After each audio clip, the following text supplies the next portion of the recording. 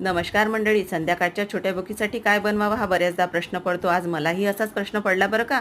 त्यासाठी बघा मी काय केलं, इथे 1 वाटी मैदा घेतला, त्यामध्ये कलोंजी 1 चमचा साजूक तूप घातलं आणि मीठ घालून पाणी टाकून त्याचा घट्टसर गोळा तयार करून घेतला. बटाटे छान उकडून ते सोलून स्मॅश करून घेतले. त्यामध्ये चवीप्रमाणे लाल तिखट, चाट मसाला, जिरा पावडर घातलं, चवीप्रमाणे मीठ आणि कोथिंबीर सुद्धा घालून घेतली. 1 चमचा कॉर्नफ्लॉवर घातलं. आता आपण जो मैदा भिजवून ठेवलेला होता त्याचा छान आता त्याची पोळी आपल्याला पातळशी लाटून घ्यायची आहे बरं का. आणि त्यावर सारण पसरवून द्यायचं.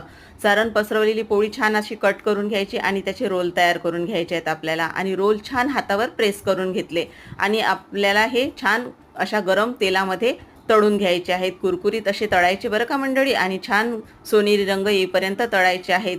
लहान मुलांपासून मोठ्यांपर्यंत आवडणारा हा कुरकुरीत असा नाश्ता लवकरात लवकरच तयार होतो बरं का मंडळी. तुम्ही सुद्धा नक्की करून बघा.